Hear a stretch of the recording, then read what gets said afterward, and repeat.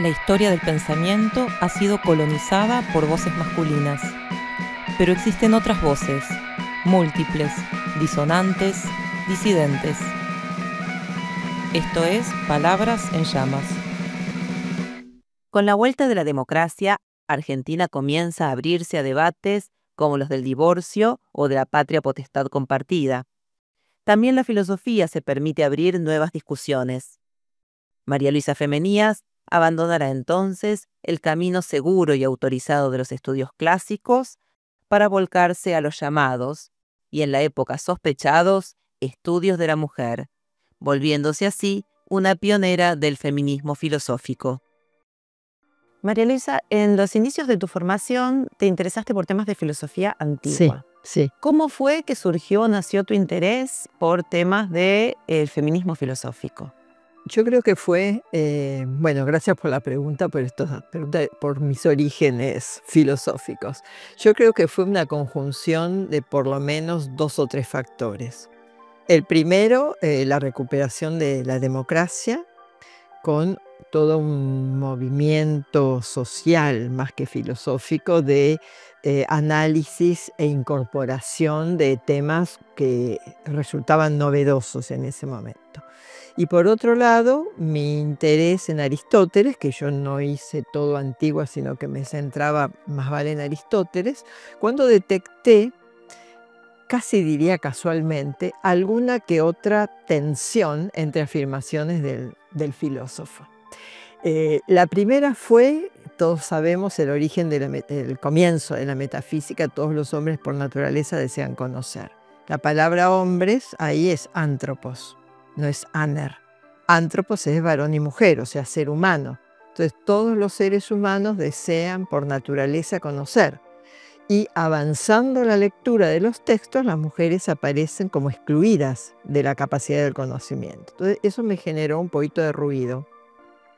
Y por otro lado, otro ruido un poquito más fuerte fue en Tópicos, donde él dice, bueno, varón y mujer son como los números pares e impares, no hay uno que sea más número que el otro, ni tenga más cualidades de número que el otro, sino que son iguales, están a la par.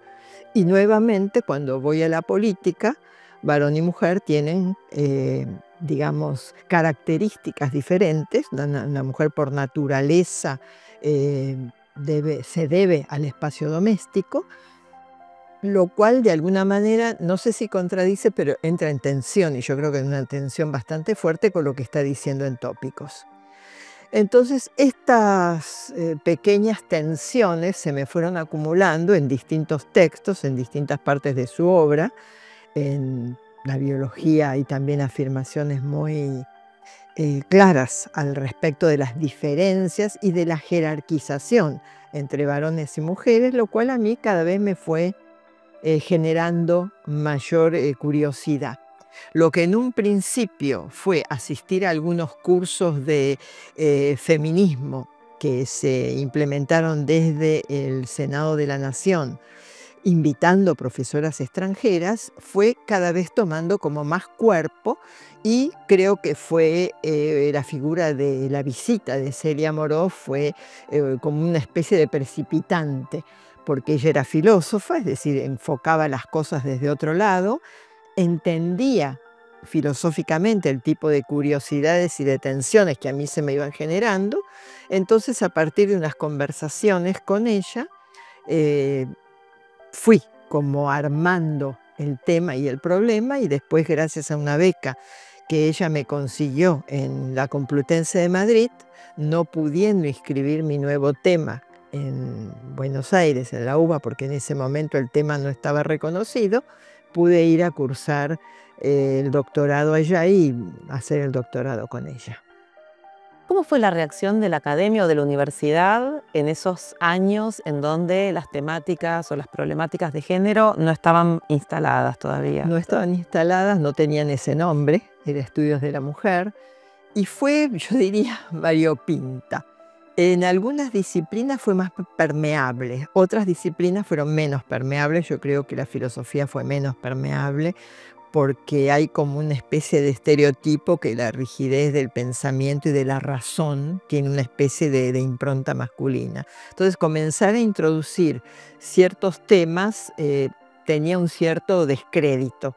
Entonces, una anécdota chiquitita: ¿para qué te vas a dedicar a esos temas, si vos en Antigua podés pensar y escribir y más o menos tenés alguna idea en un área reconocida donde podés hacer camino, digamos, camino lícito, camino no tortuoso, como era esta especie de lanzarse al vacío en un tema que no estaba consolidado, que no estaba reconocido, y empezar en conjunto, porque éramos varias, una lucha, digamos así, por el reconocimiento como feminismo filosófico de esta disciplina, esta área, imponer esta idea de una mirada, una perspectiva de género y de ver los sesgos y las inequidades dentro de incluso de la manifestación de igualdad, dentro de una escuela pública bastante igualitaria, etcétera, etcétera, una universidad que se suponía que no tenía discriminaciones, etcétera.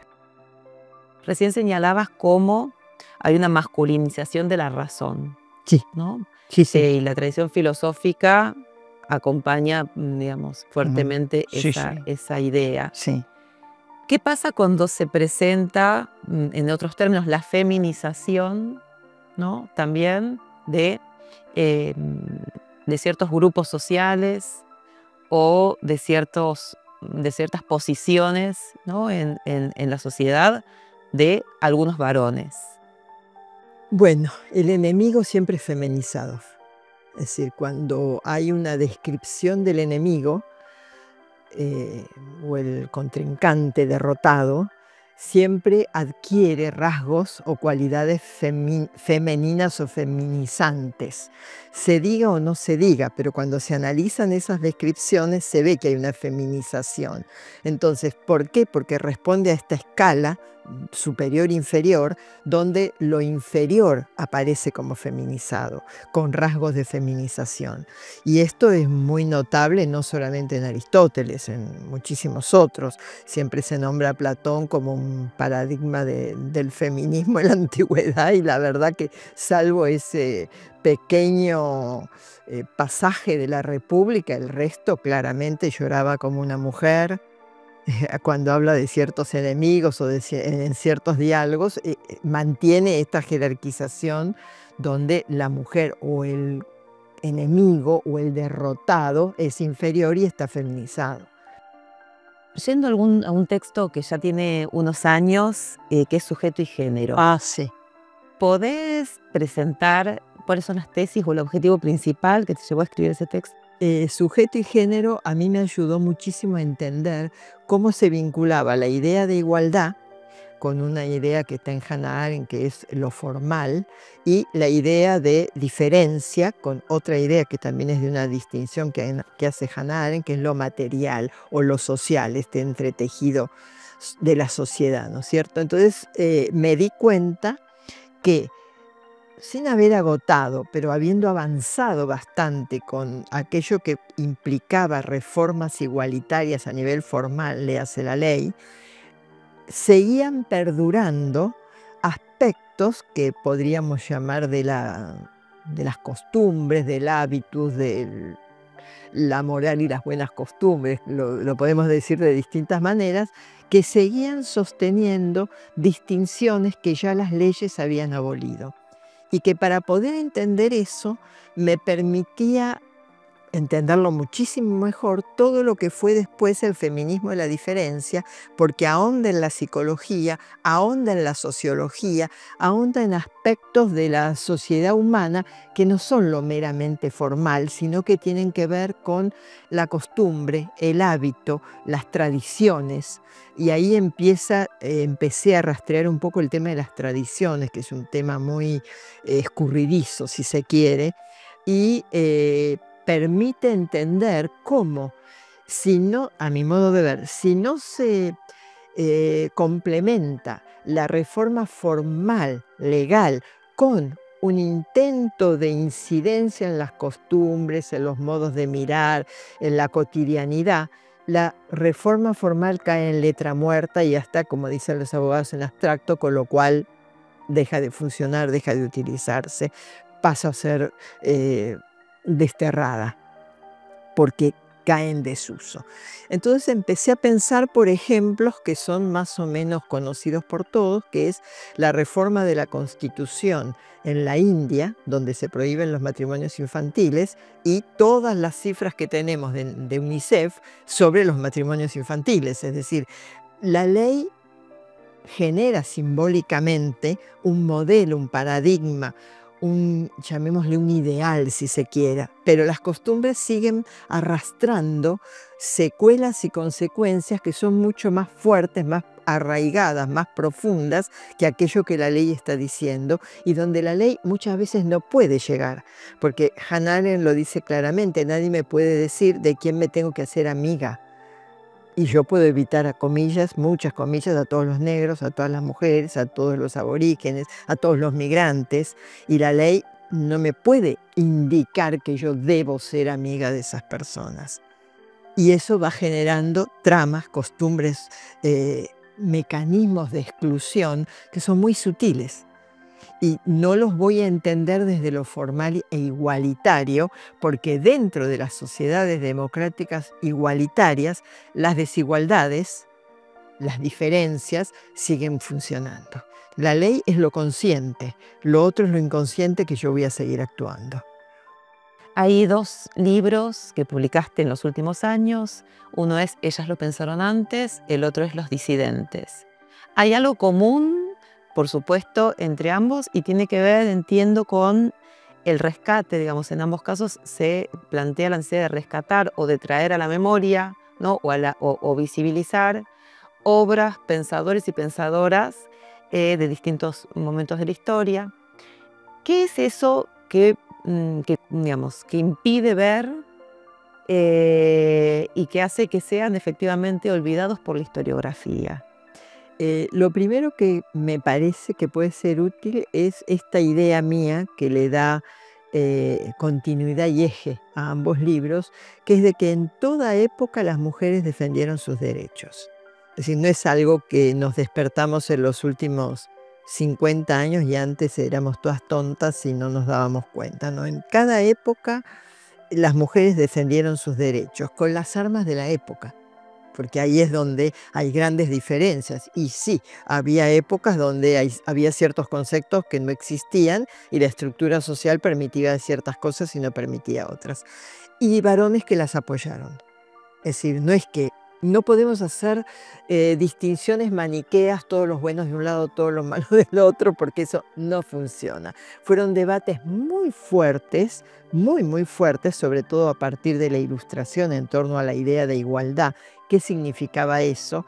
Que se fue recortando esa idea de igualdad, ponderando ciertos autores, pero descuidando el hecho de que la idea de igualdad, cuando nace con Poulain de la Barre, y no nace con él, pero digamos él es el que escribió muy fuertemente respaldándola, le da un sentido mucho más amplio. Igualdad en capacidades en tanto humanas, no de varones y mujeres, sino en tanto humanas.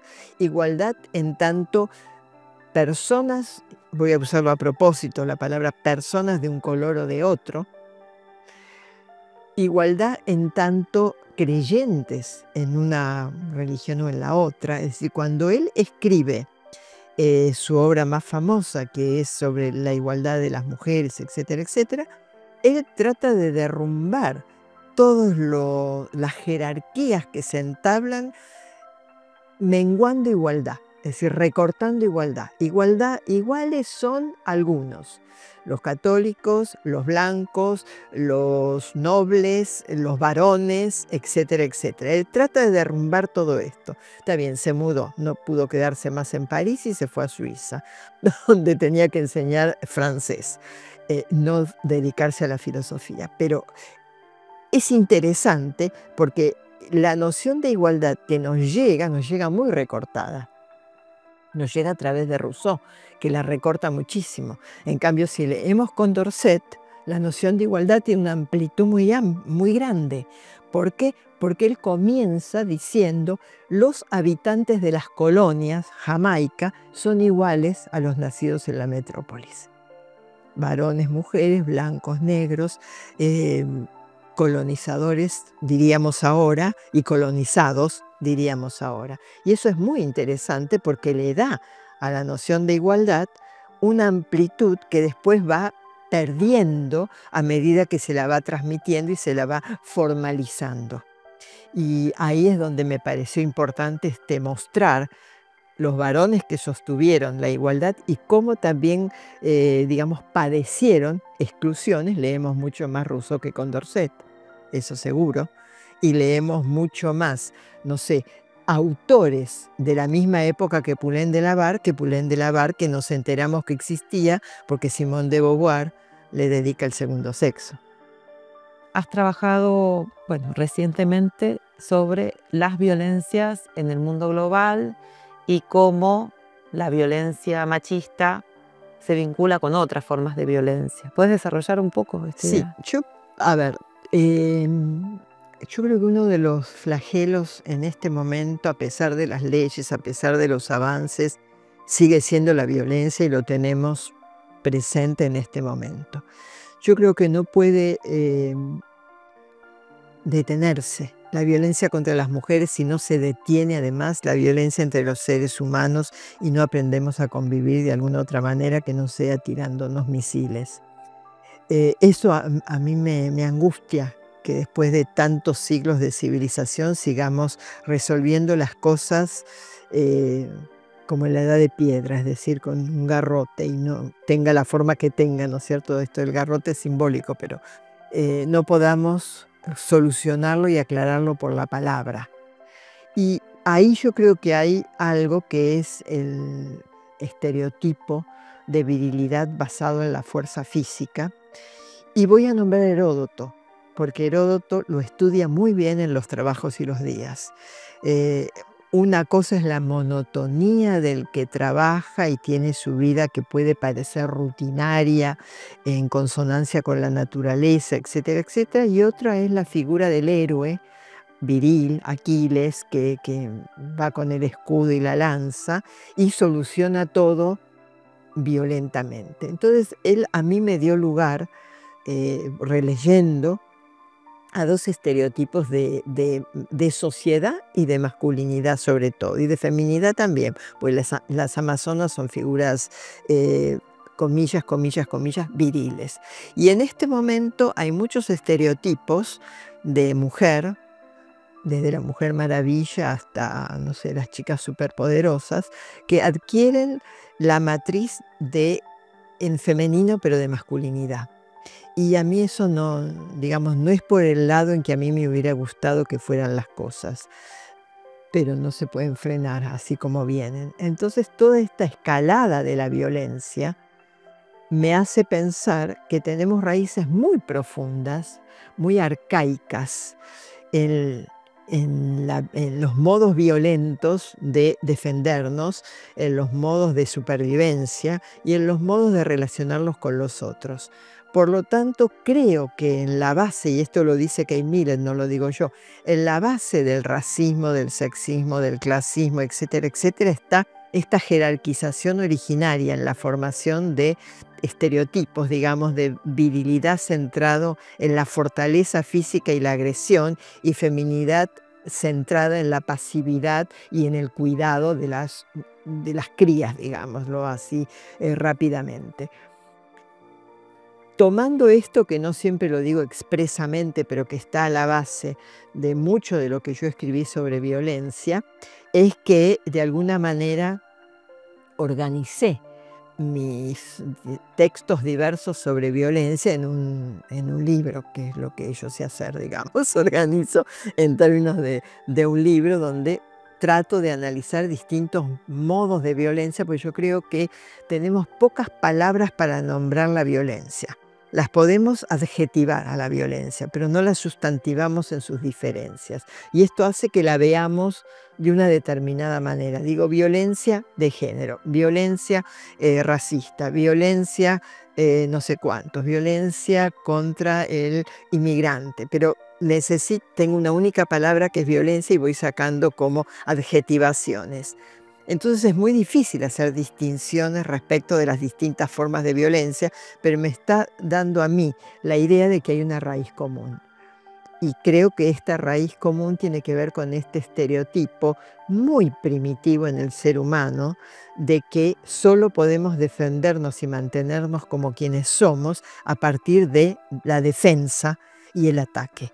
Y esto, en el mundo en que vivimos, deberíamos poder revisarlo después de tantos siglos y milenios de civilización, o lo que decimos que es civilización.